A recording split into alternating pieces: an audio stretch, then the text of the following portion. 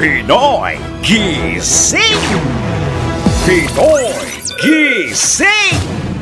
So po magandang morning, Luzon, Visayas, Mindanao, Mega Manila at sa buong bansa, sa buong mundo. Ngayon pong araw na ito ng TGIF. Ngayon po ay Friday. Ngayon ay Marso 8, taon 2024. Silipin na po natin ang mga nambubulabog at mga nagigising na headline. Pinoy Gising! Presyo ng baboy tumaas, bigas inaasahang bababa pa. Ilang gamot sa cancer, hypertension at mental illnesses exempted na sa VAT. Sa gitna ng issue sa economic tsa-tsa, pagkakaroon ng dialogo ng Senado at Kamara inihirit. 2 Pinoy seafarer patay sa pag-atake ng mga rebeldeng Houthi sa Red Sea. Pagpapalabas ng warrant of arrest laban kay Pastor Apollo Kibuloy ipinag-utos na ng hukom sa Amerika. At mga buwaya sa Pilipinas kumonte ayon sa DENR. Kasama ang opisyal na gisingero ng bayan, gising ang kahit na sino. Kasama si Drew Nasino, DWIZ, Pinoy Gising! Pinoy Gising! Sa oras na 3 sandali makalipas ang ika-4 ng morning, Drew Nasino po niyo makakasama hanggang alas 5 po tayo. Pinoy Gising! At ngayon nga po sa mga nanggigising na detalye ng mga balita, makyat na sa 420 pesos kada kilo ang presyo ng baboy. Partikular po ang pork belly o liempo sa ilang pamilihan, makapalengke sa Metro Manila. Batay sa datos ng Department of Agriculture, tumaas ang 20 pesos kada kilo ang retail price ng liempo itong nakaraang 2 linggo. Iginit naman ni Samang Industriya ng Agrikultura, Executive Director Jason Kainglet o Sinag, na ang retail price ng liempo ay dapat na sa pagitan lamang ng 340 hanggang 360 pesos kada kilo dahil ang farm gate price nito ay nasa 170 hanggang 220 pesos ang kada kilo. Samantala simula kahapon, nasa pagitan naglalaro sa 290 hanggang 370 pesos ang kada kilo naman ng iba pang parte po ng baboy. Pinoy Gising! Bukod sa baboy, maliban ho dun sa kanilang yung pagtaas ng presyo, ay bumababa naman po ang presyo ng bigas sa ilang po mga pamilya, lalo sa Metro Manila. Ito ay nanunsyo ng grupong Sinag o sa mga industriya ng agrikultura. Sunod na nga rin ang inaasang pagbaba ng farm gate price ng palay sa 25 pesos kada kilo. Ayon kay Sinag Executive Director Jason Kainglet, maaaring umabot sa 2 hanggang 4 na piso ang matapyas pa sa retail price ng bigas. Batay sa pinakuling monitoring ng Department of Agriculture, nasa 57 hanggang 65 pesos ang presyo ng kada kilo ng imported po ito na special rice. Abang umabot sa 50 hanggang 65 pesos ang kada kilo ng premium. 50 hanggang 58 pesos naman ang kada kilo ng imported well-milled rice at 48 hanggang 51 pesos ang kada kilo ng regular milled rice. At ang dahilan nga po ng patuloy na pagbaba ng presyo ng bigas ay dahil nagsisimula na po ang anihan. Pinoy Gising! Hindi naman ang Sinag o sa mga industriya ng agrikultura na aabot sa higit 100 milyong piso ang nalugi sa National Food Authority matapos magbenta ng 150,000 sako na bigas sa halagang 25 piso kada kilo sa ilan pong mga traders. Ipinaliwanag ng Sinag na bumili ng palay ang NFA mula sa mga lokal na magsasaka sa presyong 23 pesos kada kilo at ibinenta sa mga negosyante na 25 pesos kada kilo. May tubo ho silang 2 piso at kung saan gagastos pa ang ahensya ng 13 hanggang 14 pesos kada kilo para ho sa paggiling. Iginit naman ni Sinag Executive Director Jason Kainglet na bagamat lantad na sa publiko ang korupsyon sa NFA, ay sa nangyaring ito, naging mas matapang ang mga opisyal na nasabing ahensya sa kanila pong mga illegal na aktibidad. Samantala, umaasa naman ang Sinag na mananagot ang lahat ng sangkot sa anomalya sa pagbebenta ng bigas. Pinoy Gising! Ganyan mismong si Ombudsman Samuel Martires na ang nagtungo sa tanggapan ng National Food Authority sa Quezon City upang ihatid ang sabina para sa mga kinakailangang dokumento kaugnay sa investigasyon sa NFA bigas scam. Kasunod na rin ito ng tila pagpapasapasahan po ng NFA sa mga tauhan ng Office of the Ombudsman na nagtungo sa ensya nang ilabas ang sabina noong Lunes. Ayon kay Martires, ginawa niya ito upang makuha ang listahan ng mga imbakan ng bigas, yung mga bodega ng NFA na kailangan ng tanod bayan sa investigasyon. Iginit pa ni Martires na mahalaga ang naturang datos upang mabatid kung sino ang mga dapat makasuhan habang naibigay naman ang ilan sa mga dokumento at inaasang maisusumite ngayong pong araw yung iba pang listahan. Matatandang pinatawan ng 6 na buwang preventive suspension ang 139 na opisyal ng NFA dahil sa sinasabing anomalya. Sa iba pang tampok na balita, exempted o hindi na kailangan magbayad ng value-added tax ang 20 gamot. Hindi na kailangan patawan ng value-added tax ang 20 gamot sa cancer, hypertension at mental illness. Sa memorandum na inisyu ni Bureau of Internal Revenue Commissioner Romeo Lumagi Jr., exempted na sa VAT ang 12 gamot para sa cancer, 4 naman para sa hypertension at mental illness. Ang hindi nasisingilin ng buwis. Inendorso ang listahan ng VAT-exempted medicine ng Food and Drugs Administration sa ilalim ng Tax Reform for Acceleration and Inclusion Law o TRAIN Law at Corporate Recovery and Tax Incentives for Enterprises Act. Pinoy Gising! Binigyang din ni dating Senador Gringo na sana dapat ilabas sa isang dialogo o idaan sa dialogo ang mga magkasalungat na bersyon ng Senado at Kamara sa panukalang economic charter change, partikular na sa isyu ng pagboto. Ayon sa dating senador, hindi maganda para sa bansa ang lantarang pagbabangayan ng 2 kapulungan ng Kongreso sa publiko. Inilabas ni Onasya ang pahayag matapos ngang aminin ni Senate President Juan Miguel Zubiri na nahihirapan ang kanyang pamunuan na makuha ang boto ng 18 senador para aprobahan ang kanilang resolution of both houses number 6. Samantala, magsisimula na ang debate sa Kongreso sa susunod na linggo, Marso 11, at inaasang maaprobahan sa ikalawang pagpasa sa Marso 13. Pinoy Gising!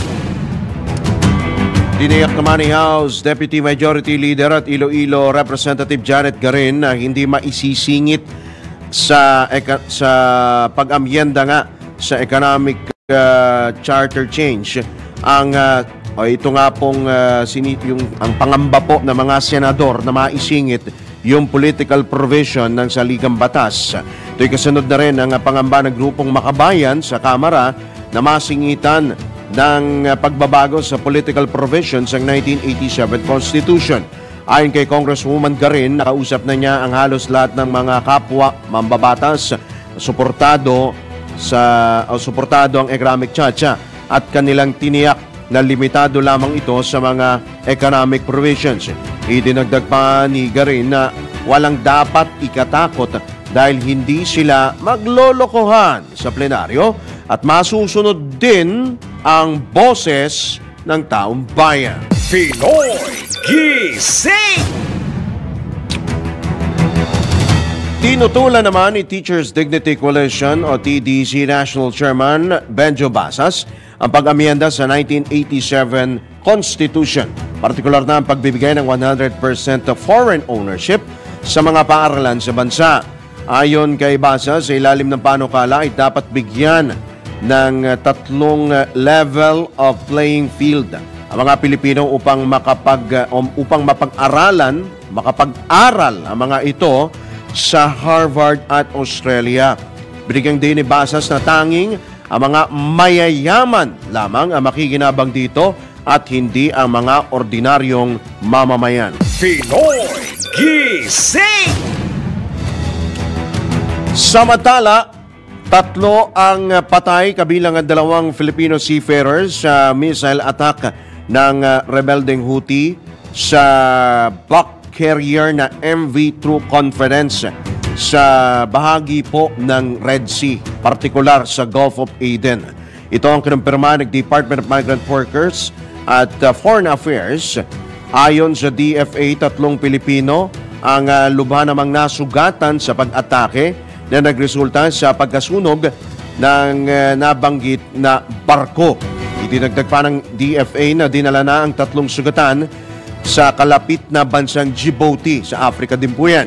Tiniyak naman ng DMW na kanilang bibigyan, susuportahan ang pamilya ng mga tripulante habang nakikipag-ugnayan na rin sila sa manning agency at may-ari ng barko na True Confidence na lula ng 15 Pilipino actually po itong lulan niyan. Magpapadala rin ang Philippine Embassy ng team sa Cairo, Egypt upang tulungan ang mga Pilipinong na biktima ng missile attack. Matatandaan naglunsad ng pag-atake ang nabanggit na grupo, dyan po yan sa Yemen, sa mga cargo at mga commercial ship, pati ho mga tanker, mga oil tanker, tinatarget na rin po bilang bahagi po ng kanila pong pakikiisa sa gyera ng grupong Hamas kontra Israel. Pinoy Gising! Kaugnay pa rin yan, nagpaabot naman ang pakikiramay ang Department of Foreign Affairs sa pamilya ng 2 Pilipinong nasawi bunsod ng missile attack ng mga rebeldeng Houthi sa Red Sea. Kaugnay nito, nakahanda naman ng DFA na tulungan sa klolohan ang pamilya ng 2 mandaragat. Samantala, 13 Pilipino ang nasa pangangalaga na ng Indian Navy, kabilang ang 3 pang Pinoy na nasugatan sa pag-atake. Pinoy Gising! Tinawag naman na terorismo ni Senate President Juan Miguel Zubiri ang pag-atake ng rebeldeng Houthi sa isang cargo ship sa Yemen. Ayan po ay sa bahagi po ng Red Sea, yung particular po na lugar yan, yung Gulf of Aden. Yan po yung palabas na po ng Red Sea, yan po ay patungo na sa Indian Ocean. Marinding kinondena ni Senador Zubiri ang nabanggit na pag-atake na ikinasawi ng 2 mandaragat na Pilipino. Iginit ng leader ng Senado na act of terrorism ang paghahasik ng karahasan. Kaugnay nito, nagpaabot naman ng pakikramay si Zubiri sa pamilya ng mga nasawi at nakiisa siya sa panawagan na bigyan ng hustisya, agarang hustisya ang mga kanilang mga mahal sa buhay. Nanawagan din ng Senador sa Department of Migrant Workers na tiyaking maiuwi sa kanilang pamilya ang mga labi ng mga nasawing Pinoy at pagkalooban ng tulong ang iba pang mga nasugatan. Pinoy Gising!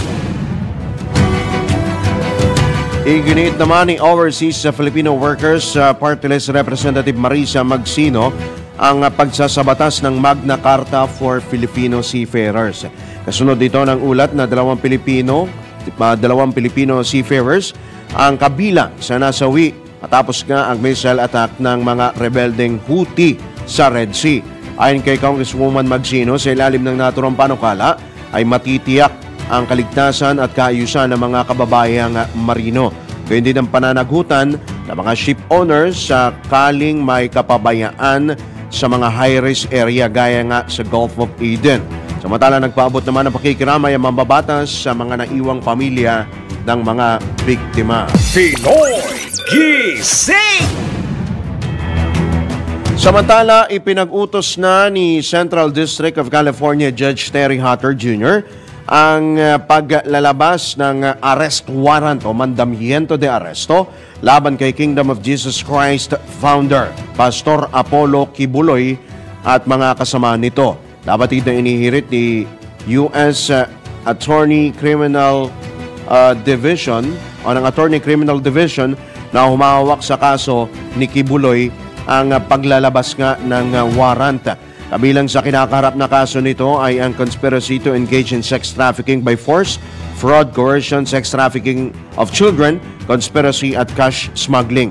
Ipinaliwanag naman ni New York lawyer Lara Gregory na ito ang unang hakbang para sa extradition process ng US Department of Justice laban kay Kibuloy.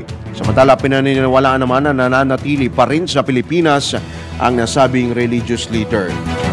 Pinoy Gising! Kaugnay niyan, binawi naman ni Senator J.V. Ejercito ang kanyang pirma upang tutulan ang contempt order na inisyu laban kay Kingdom of Jesus Christ founder Pastor Apollo Kibuloy. Ipinaliwanag ni Senador Ejercito na nagpasya siyang bawiin, iatras ang kanyang pirma pagkatapos ng maingat na pagsusuri kaugnay sa kaso ni Kibuloy. Mayroon na rin anyang isinusulong na kasong sexual abuse at qualified trafficking ang Department of Justice laban sa religious leader kaya't iniatras niya ang kanyang pirma. Samantala, tiniyak naman ni Senador Ejercito na magiging patas ang buong proseso ng Senado sa pag-iimbestiga sa mga reklamo laban kay Kibuloy. Sa ngayon ay 4 na senador na lamang ang lumagda sa objection letter. Yan po ay sina Senador Robin Padilla, Senator Cynthia Villar, Amy Marcos at Bongo. Pinoy Gising! Kaugnay pa rin yan, isinusulong naman ni Senator Risa Ontiveros ang sa gitna ng pagunita sa International Women's Day ang hustisya para sa mga biktima ng pang-aabuso ni Pastor Apollo Kibuloy, ang founder nga ng Kingdom of Jesus Christ. Ayon kay Senator Ontiveros, chairperson ng Senate Committee on Women, Children, Family Relations and Gender Equality, dapat bigyang katarungan ang sinapit ng mga biktima, lalo na yung mga babaeng biktima ng pang-aabuso ni Kibuloy. Kinakailangan anyang labanan ng kababaihan o yung mga tumistigo ang kinakailangan na anyang labanan ng mga testigo ang religious leader at yung kinakailangan labanan yung kanila pong takot para maiheg sa publiko at ng hustisya at tugunan ng kapayapaan. Idinagdag pa ng opisyal na sa pagdiriwang ng buwan ng kababaihan ay dapat matiyak ang hustisya sa bawat babaeng paulit-ulit na inabuso ng taong minsan ay kanilang tiningala. Pinoy Gising! Samantala, mabait na tao si Pastor Apollo Kibuloy. Ito ang binigyang diin ni Senator Cynthia Villar matapos lumagda sa mosyon ni Senator Robin Padilla na bawiin ang pagkontempt at pagpapaaresto kay Pastor Kibuloy. Ayon kay Senator Villar, personal niyang kaibigan si Kibuloy, dekada na nakalilipas at mabait ito sa kanilang pamilya at nagtutungo pang mambabatas sa Davao kapag nakatatanggap ng imbitasyon sa mga event ng Kingdom of Jesus Christ at tuwing birthday ng pastor ay hindi lamang sa panahon ng halalan. Hindi rin anya nanghihingi ng pera ang religious leader dahil marami siyang miyembro sa Pilipinas at sa ibang bansa. Duda naman ang senador sa mga nagsusulputang mga testigo laban kay Kibuloy. Pinoy Gising! Sa oras na 20 sandali makalipas ang ikapatang morning, sa pagkakataon ito tanggap po tayo ng ilang pag-uulat mula sa labas ng impilan. DWIZ Patrol Report. ₱1,000,000 halaga ng mga puslit na Yossi na sabat ng Philippine Navy sa Sarangani. Detalye hatid ni Patrol 17 Jopel Peleño. Nasa kote ng BRP Rafael Pargas ng Philippine Navy ships na nakatalaga sa Naval Forces Eastern Mindanao ang isang motorized vessel na puno ng karga ng smuggled cigarette. Sinabi ni Naval Forces Eastern Mindanao Public Affairs Officer Lieutenant Commander Jerome Mauring na naharang ang sea vessel na ito sa karagatang sakop ng Maitum, lalawigan ng Sarangani. Una na aniyang naglunsad ang BRP Rafael Pargas ng Territorial Defense Operations nang mamonitor ang kahina-hinalang paglalayag ng motorized watercraft. Dahil dito, agaran nilang ininspeksyon ang vessel at nadiskubre na walang papeles ang karga nitong 114 master cases ng mga sigarilyo na nagkakahalaga ng 2.5 million pesos. Mula aniya ang nasabat na mga kontrabando sa Hulu-Sulu. Dinala na ang mga naarestong tripulante at mga nasamsam na kontrabando sa mga otoridad para sa kaukulang disposisyon. Ito si Patrol 17 Chopel Peleño para sa impilang may todong lakas, DWIZ, nagbabalita ng tama, naglilingkod ng tama. Samantala, atrasadong distribusyon ng fuel subsidy para sa mga PUV driver, pinuna sa Kamara. Ang pag-uulat naman mula kay Patrol 11 Tina Nolasco. Kwenesyon ni House Committee on Transportation Chairman Romeo Acop ang kakupada ng Land Transportation Franchising and Regulatory Board o LTFRB sa pamahagi ng subsidiya sa langis para sa mga Public Utility Vehicle o PUV drivers sa ilalim ng Pantawid Pasada programa.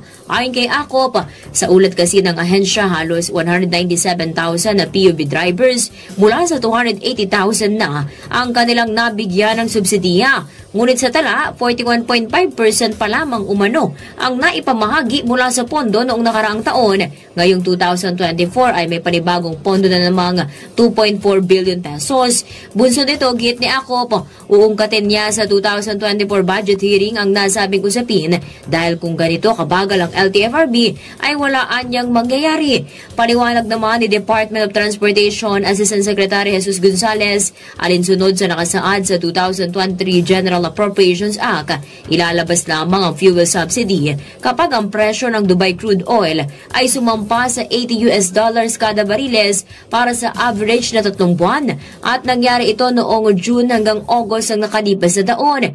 Habang nitong September 2023 noong ililabas ng Department of Budget and Management o DBM ang Special Allotment Release Order o SARO at dito na na-transfer ang 3 billion pesos na pondo sa LTFRB. Sa panig naman ni DBM Chief Budget Management Specialist Mark James Evangelista, sa kanilang tala ay nailabas na ang buong 2023 at 2024 budget para sa nasabing subsidiya. Ito si Patrol 11 Tina Nolasco para sa impilang may todong lakas, DWIZ, nagbabalita ng tama, naglilingkod ng tama. Samantala, benta ng vape products sa mga menor de edad mahigpit na ipagbabawal. Sa gitna nga ng pagtaas ng kaso ng mga kabataang tinatamaan ng sakit sa baga. Nagbabalik si Patrol 17 Jopel Peleño. Ipinagputos ni PNP Chief Police General Benjamin Acorda Jr. kay PNP Directorate for Operations Director Police Major General Ronald Lee na lumika ng mga guidelines para sa ikakasang crackdown sa illegal na bentahan ng mga vape product sa mga minor de edad. Ginawa ng PNP Chief ang pahayag makaraang dumulog sa Pambansang Pulisya si Health Secretary Teodoro Herbosa upang matiyak na di mabibigyan ng access o hindi makabibili ng e-cigarettes ang mga minor de edad. Kasunod na rin ng nakababahalang pagtaas ng mga kaso ng sakit sa baga sa mga kabataan o mga teenager. Giit ni General Acorda, layo na mga bubuuing guidelines na magiging mahigpit at uniform ang gagawing pagpapatupad ng mga otoridad sa Republic Act 11900 na nagbabawal sa mga minor de edad na bentahan at makabili ng lahat ng uri ng mga vape products. Nakapaloob din sa guidelines ang gagawing paghuli o pag-aresto sa mga susuway sa batas na ito. Maliban sa mga patakaran kontra sa pagbebenta ng vape products sa kabataan, iginiit pa ni General Acorda na magkakaroon din sila ng mga information campaign upang maipabatid sa publiko ang masamang epekto sa kalusugan ng paggamit ng vape. Ito si Patrol 17 Chopel Peleño para sa impilang may todong lakas, DWIZ. Nagbabalita ng tama, naglilingkod ng tama. Kapag may bagong balita, naka-on air, agad-agad, DWIZ Patrol Report. Magbabalik po ang Pinoy Gising makalipas lamang ilang mga paalala oras, 26 na sandali makalipas ang ika-4 ng morning. Pinoy Gising! Alright, tayo po nasa ikalawang bahagi na po ng Pinoy Gising sa oras na 32 sandali makalipas ang ika-4 ng morning sa pagpapatuloy pa rin ng ilang pang mga tampok na balita. Pinoy Gising! Kumonte ang mga buwaya sa Pilipinas. Ito ang inanunsyo ng Department of Environment and Natural Resources sa ika-29 na 29th Conservation Week sa Puerto Princesa City, Palawan dahil sa patuloy na kawalan ng tirahan ubos po ng tirahan, habitat loss ng mga buwaya at pag-atake ng mga tao. Ayon kay DENR Secretary Maria Antonia Yulo Loizaga, nabawasan ng 82% ang populasyon ng Philippine crocodile, yung Mindorensis, at na pinakabihirang species ho ng buwaya sa buong mundo. Idinagdag pa ni Secretary Loizaga na sa ngayon ay aabot na lamang sa 500 ang populasyon ng buwaya sa bansa at 6,000 ang bilang naman ng mga saltwater crocodiles. Kaugnay nito, binigyang diin ng kalihim ang kahalagahan ng conservation o pangangalaga ng mga Philippine crocodiles sa mga komunidad para sa kultura, ekonomiya at upang suportahan ang mga trabaho sa ecological tourism. Pinoy Gising! Samantala, tanggap tayo ng ilang pang pag-ulat mula pa rin sa labas ng impilan. DWIZ Patrol Report! Matapos makalusot sa makapangyarihang Commission on Appointments ang 46 na senior military officials sa AFP nagpahayag ng kagalakan. Detalye nagbabalik si Patrol 17 Jopel Peleño. Ikinalugod ng AFP ang naging kumpirmasyon ng Commission on Appointments o CA sa pangunguna ni Senate President at CA Chairperson Senator Juan Miguel Zubiri ng ad interim appointment sa 46 na senior military officials. Sinabi ni AFP Public Affairs Office Chief Colonel Cerces Trinidad, patunay ang kumpirmasyon ng mga senior official ng militar sa epektibong implementasyon ng meritocracy system sa ganap na pagpili ng mga magagaling na military leader. Sa ilalim nito na ipakikita aniya ang pagpapahalaga sa merito, kakayahan, karakter, karangalan at integridad ng mga opisyal ng AFP na nabigyan ng promosyon o umangat ang ranggo. Matatandaan na kinumpirma ng CA ang 5 Major General sa pangunguna ni Major General Edmundo Peralta, ang hepe ng Intelligence Service ng AFP, 19 na Brigadier General Commodore at nasa 22 Colonel Navy Captain na. Ito si Patrol 17 Chopel Peleño para sa impilang may totong lakas, DWIZ, nagbabalita ng tama, naglilingkod ng tama. Kapag may bagong balita, naka-on air agad-agad, DWIZ Patrol Report! Samantala, dako tayo sa pag-ulat mula sa probinsya. Ronda Probinsya! 6 na wanted persons natimbog dyan sa Ilocandia, ihatid na detalye ni Manong Ronald Idol Capsat Domingo. Nasa 6 na naman ang nahuli sa listahan ng mga wanted persons sa iknesang operasyon ng otoridad. Nadakip ang mga suspect sa kasong acts of lasciviousness, grave coercion, violation of Section 258 in relation to Section 236 of National Internal Revenue Code of 1997, violation of Republic Act 7610 at 2 kaso ng estafa. Ang mga suspect ay kinilalang sina Aka Chris, 25 years old, may asawa, residente ng Barangay Latak, Santo Niño, Cagayan, na may kasong Republic Act 7610, child abuse, na may irekomendang piyansa na nagkakalaga ng 200,000 pesos para sa kanyang pansamantalang kalayaan. Sumunod na natakip ay si alias Huno, 47 years old, may asawa, residente ng Barangay Kalayan, Cagayan, Gonzaga, Cagayan, sa kaso naman nitong paglabag sa National Internal Revenue Code of 1997 na may rekwentang piyansa na 12,000 pesos. Samantala, isa pang kaso ng estafa ang nadakip naman ng PNP Bagao, Cagayan, na kinilalang si alias Marie, 60 years old at residente ng Barangay Dalia, Bagao, Cagayan, at nirekomenda naman ito ng nagkakalaga ng 24,000 pesos para din sa kanyang pansamantalang kalayaan. Sa karagdagan, si alias Ruji, 66 old, Isang barangay kagawad ay naresto naman ng Amulong Police Station dahil sa kaso nitong grave coercion at may piyansang 12,000 pesos para sa pansamantala nitong kalayaan. Samantala ay naserbisyohan naman ng warrant of arrest sa Bureau of Jail Management and Penology, Katagaman Pardo, Tuguegarao City si Aga Jenny, 43 years old, dahil naman sa kaso nitong estapa. Kasalukuyang siya nasa loob ng nasabing piitan dahil pa rin sa pareho nitong kaso ng estafa. Ang mga arestong mga individual ay dahil sa bisa ng mandamento de arresto na inisyo ng mga kinukulang korte para sa kanila. Pinuri naman ni Provincial Director Police Colonel Julio S. Grosve Jr. ang mga patuloy na pagsisikap ng mga kapulisan para mawala at madakip ang mga sospek na nagtatago pa rin sa batas para sa katahimikan ng komunidad. Ito ang Ronda Patrol, Ronald Idol Domingo, nag-uulat para simpilang may tulong lakas, DWIC, nagbabalita ng tama, naglilingkod ng tama. Pinoy Gising!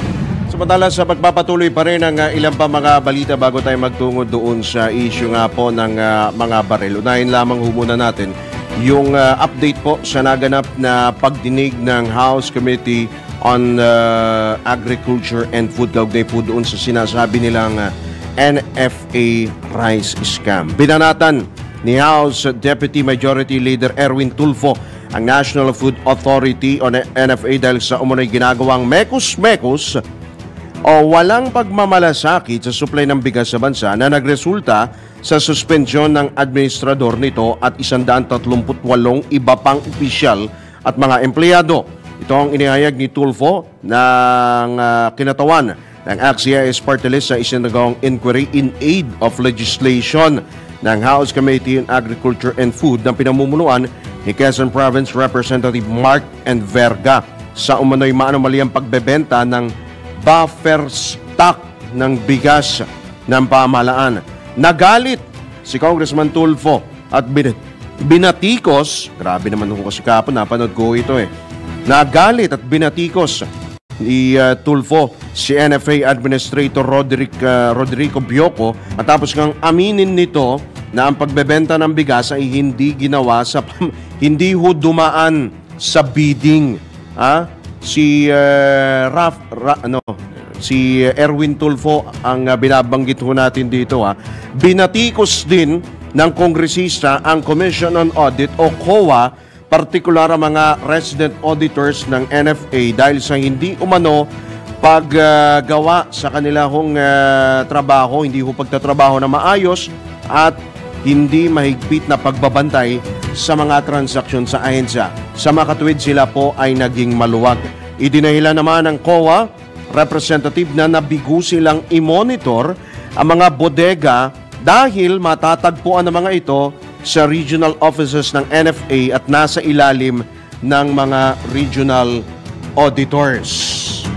Pinoy Gising! Maya sa arangkada, subukan po nating makuha po yung ilan pong mga sumalang dyan po sa pagdinig ng Kamara. Marami pong mga nagtanong na mga kongresista, kabilang yan.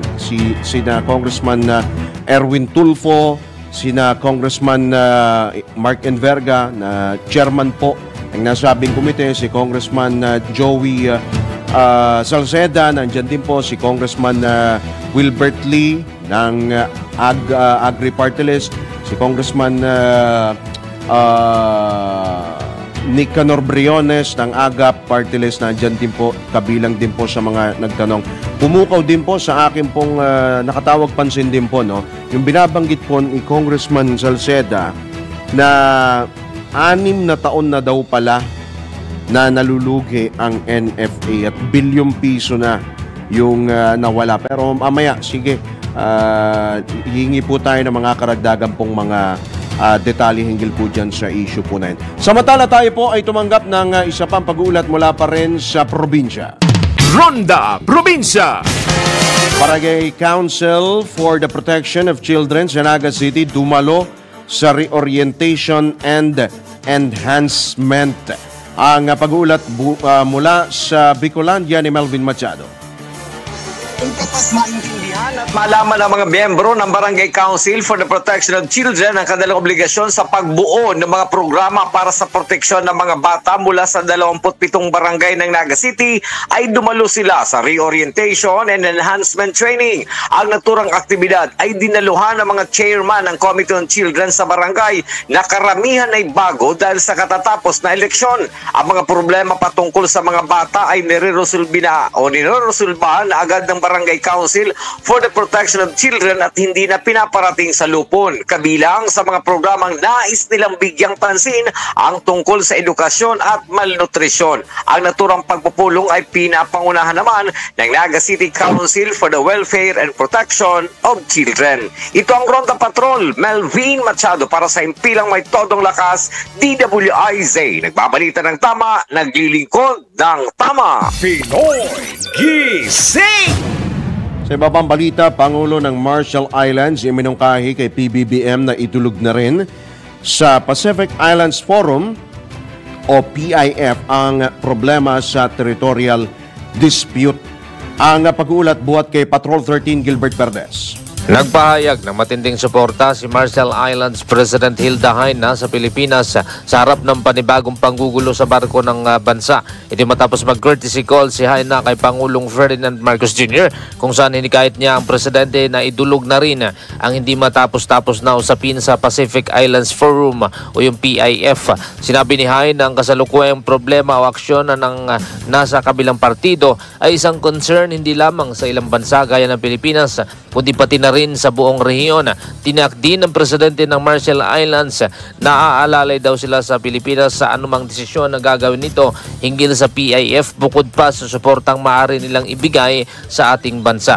Samantala, nagpasalamat naman si Pangulong Marcos kay Heine para sa pagsuporta sa paninindigan ng Pilipinas sa agawan sa teritoryo. Patrol 13, Gilbert Verdes, nagbabalita ng tama, naglilingkod ng tama. Kapag may bagong balita, naka-on air, agad-agad, DWIZ Patrol Report! Sa ibabang balita, mga pulis sa Central Luzon handa na para sa Semana Santa. Detalye ihatid naman ni Johnny Gole.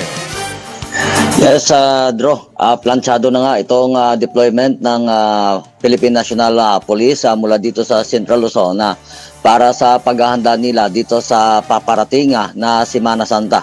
Ito yung naging buod sa katatapos na command conference dito sa Campo Oliva sa Pampanga na pinamunuan nito si Police Brigadier General Jose Hidalgo Jr., ang direktor ng Police Regional Office 3 na dinaluhan naman ng 7 police provincial directors at 2 city directors at ilang matataas na opisyal at mga support unit commanders ng Police Regional Office 3. Ayon dito kay Hidalgo, 2,000 pulis ang kanilang itatalaga sa iba't ibang mga lugar, partikular na do sa mga lugar na karaniwang pinupuntahan nitong mga turista at mga deboto dito sa gitnang Luzon.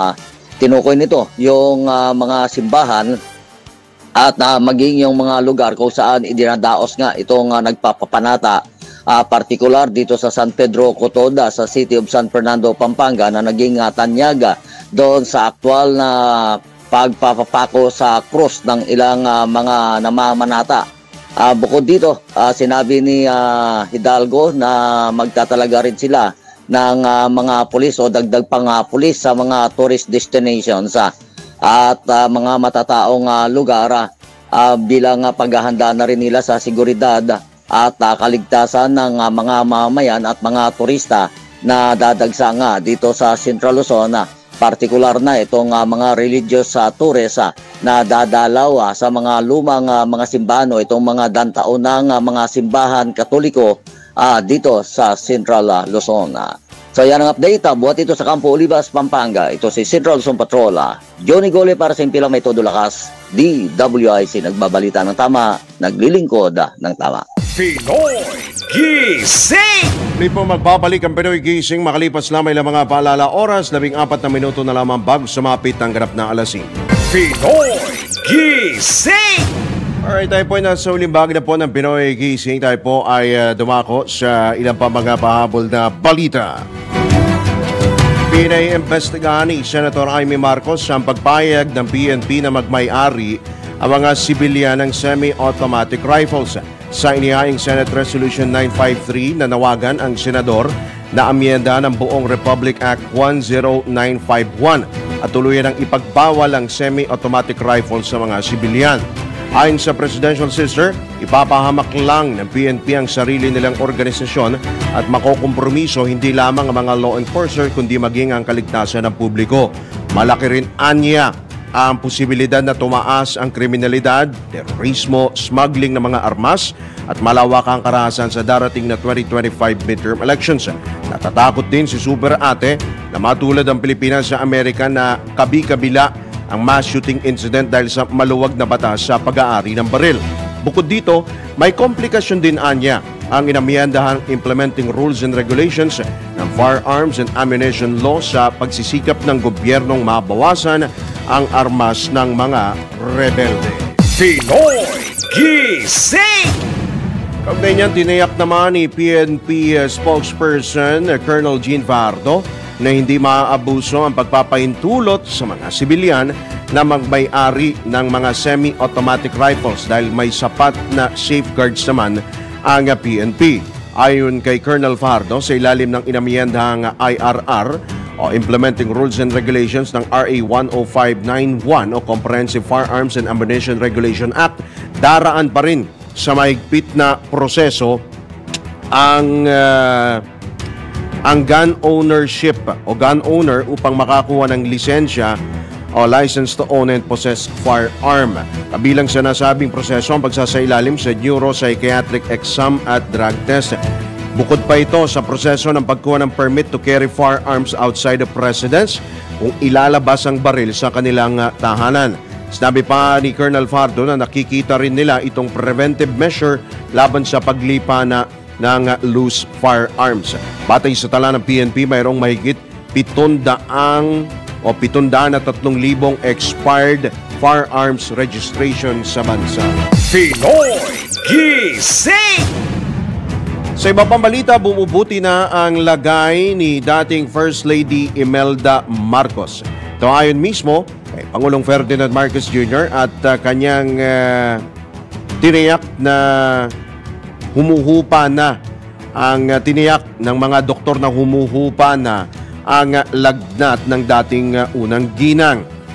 Nagpasyaan niya silang panatilihin na muna sa ospital ang kanilang ina upang mas mapangalagaan at mabantayan ang mga iniinom nitong gamot.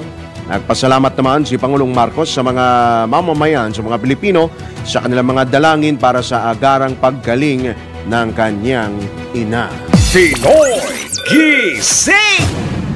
Alright mga katodos, tayo po ay pansamantala na pong nagpapaalam ngayon pong araw na ito ng TGIF. Thank God it's Friday. Maraming salamat nga pala sa ating mga suking taga-subaybay, sina Kuyang Ramon Abadillo, Susan G, Susan Neronimo, Hideyoshi Asigawa, Albert Hernandez, si Nelson Malinaw. Marami pong salamat sa inyo mga katodos. Magandang umaga po sa inyo mga kababayan ho natin sa ibayang dagat at mga nasa probinsya. Pero bago tayo bumitaw ay eto, pasadahan muna natin ang isa pong patama quote for the day ngayon pong Friday. Hindi kabawasan ng pagkatao ang pag-iwas sa mga taong hindi karapat dapat pakisamahan. Sa makatuwid, umiwas po sa mga taong toxic. Umiwas po sa mga taong alam mong magiging sanhiyan ng kabawasan mo ng positive energy. Tayo po ay makihalubilo doon po sa mga taong mayroon pong positibong pananaw sa buhay. Hindi po yung pakikisamahan natin ay yung mga pinagkakaabalan ay puro chismis lang. Samahan ho natin yung mga tao pong meron pong pangarap sa buhay. Yung ika nga ang nasa isip po ay umunlad, umasenso. Yan po ang atin pong mga dapat dikitan, ang atin pong dapat pakisamahan. Huwag yung mga tipong puro negatibo, puro reklamo ang maririnig mo. hindi ka pa nga kumikilos, reklamo agad, di ba? Ay, nako, iwasan po ho ninyo yan. Madedrain po ang inyo pong energy kapag dyan po kayo dumikit sa mga taong iyan, di ba? Kaya dapat ho, hindi mga positive na tao po ang samahan. Hindi ho positive sa sakit, ha. Positibo po ang pananaw sa buhay, positibo po ang dala pong nitong epekto rin sa atin po. Nakakahawa din po kasi yung pagiging positibo sa pananaw. Diba? Positibo ang pananaw sa buhay. Alright? At tayo po ay pansamantala po nagpapaalam ngayon pong araw na ito ng Quiapo. Ngayon po ay Quiapo Day, Marso 8, taon 2024. Sa ngalan po ng buong tropa ng DWIZ at Aliw 23, ito po yung lingkod, Drew Nasino. Nagbabalita ng tama, naglilingkod ng tama. Susunod na po ang Arangkada Balita. Gumising kasama ang mga bagong-bagong mga balita. Gumising kasama ang mga bagong-bagong impormasyon. Hahataw na, aarangkada na. Kaya tayo na. Dahil buhay na ang mga dugo ng mga taong maagang